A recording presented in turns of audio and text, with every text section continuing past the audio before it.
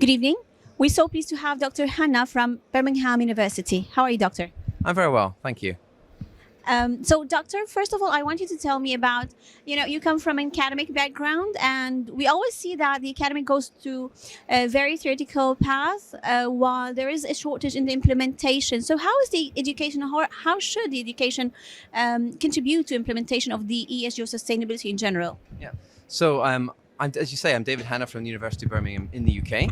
I'm a Professor of Hydrology, UNESCO Chair in Water Science there, and also was listed in Reuters' top 1,000 most influential climate scientists. And I'm really passionate about sustainability and climate-related education. I think what we need to do is the power of youth and the power of generating knowledge in the next generation is absolutely critical.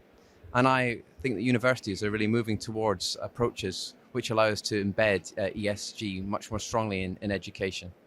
We do that because the students of the future require that to solve the problems of the future, which requires us often to take much more interdisciplinary approaches, which means going beyond individual subject areas to think much more about challenge-led sort of understanding and the critical thinking skills and analytical skills that students will need. At the University of Birmingham, we've started to embed aspects of sustainability in all of our courses to think about what does sustainability mean in the context of all sorts of different areas. So whether that's green chemistry or within environmental science or thinking about carbon accounting within business, we're really strongly embedding that. I think what's also very important is to have aspects which are very practical to think about the implementation in the real world. So how do we take the knowledge and how do we apply it? So I think it's about working across traditional discipline boundaries. It's about embedding skills for problem solving and a changing world, but setting that knowledge in the context of the different subject areas in which students are studying. That's really very interesting to hear. I want to ask you if you are thinking of expanding geographically with those programs, as they are really essential everywhere in the world. And I don't know if you know about here, we do have a bit of shortage in the education and awareness about sustainability in general, especially the environmental sustainability and ESG as well. Do you have any plans to come to the region? So actually, the University of Birmingham has a campus in Dubai. So we have the University of Birmingham with two campuses, one in Edgbaston in Birmingham in England, and one here in Middle East, in UAE, in Dubai. And the University of Birmingham is a research-intensive university. So what we're delivering in Dubai is the same as we would deliver in Edgbaston. It's research-informed education. We actually have got a number of programs that are in the sustainability space. And as an innovation in the Middle East, we're having our BSc in sustainability delivered at our University of Birmingham Dubai campus. We don't deliver that in Edgbaston. Yeah, so that's a new innovation for the region. I think the knowledge and skills that people need to deal with the sustainability challenges really have suggested to us that we need to develop a new course in that space to think about sustainability in its broadest context. Because sustainability, we have to remember, is not just about carbon. It's about the 17 Sustainable Development Goals. So the course covers aspects of that, and particularly how to use that knowledge to become a sustainability practitioner within business, within government, within innovation, etc. Amazing. So, Doctor, can you please tell us also about the latest technologies in environmental water sensors? Yes, so we've been developing a whole range of different types of sensors at the University of Birmingham for better understanding the water environment. So rivers, streams, lakes can be very dynamic environments. They change over time.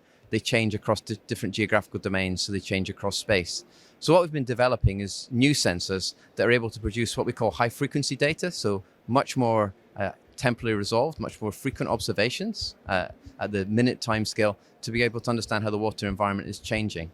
One of the innovations that we've made there won in the UK the Queen's Award for Innovation for working with a company called RS Hydro based near Birmingham to develop a fluorescence-based sensor that's able to tell us about biological oxygen demand and also aspects of water quality at timescales we've never been able to do before. So these sensors that we use in the environment, they would normally take lab tests of 5 days to derive the same type of data, but we've been able to innovate a sensor based upon fluorescence technology that allows us to look at biologically important aspects of oxygen demand in the river system in ways that we've never been able to before. And we did that in a partnership with business. And you also told me that that can be implemented also in different sectors other than or rather than water or context rather than water, right? Yeah, so we can use these fluorescence-based sensors in a range of different environments. They are a bit more tricky to use in salty water, so in tidal environments, but we could apply them to many different sort of contexts. So we've applied them in natural river systems to understand the dynamics of how carbon and biological oxygen demand change. But we've also applied them working with water companies to look at the nature of the wastewater and how that's treated. Because we're able to work with them and provide them with more data on how biological oxygen demand's changing, they are able to moderate the way in which they operate their sewage treatment works and save energy, which should help on their path towards net zero. Interesting. And that is too also implemented, or it is produced, or also introduced. And is this technology also introduced in the UAE through the Birmingham campus here? We've not introduced it to the UAE yet. We've introduced it beyond the United Kingdom, in India, in Africa. So the technology could be more widely applicable, and we'd be very interested in talking to partners in the region to collaborate on that. So you do have plans to introduce it here? Well, it would be entirely applicable in this context, but we haven't done so yet. Yeah. Thank you, Doctor. Would you like to add anything new that you have done recently? Yeah, so I just wanted to highlight the fact that at the University of Birmingham, we have developed the Birmingham Institute of Sustainability and Climate Action. So the clue is in the name. It's about taking sustainability research and thinking about how we apply it in the real world. So one of the first things that we did was to think about the role of universities in climate action and the sustainability challenge. And as part of that, we created a report called Keeping 1.5 Degrees Alive, which looked at how universities could contribute to that in terms of the energy transition, in terms of environmental systems, and in terms of universities as responsible businesses themselves. So how are we getting towards net zero? We launched that in the House of Lords in the UK on the 18th of May last year. And that's been fed out, and we've run a number of events with business.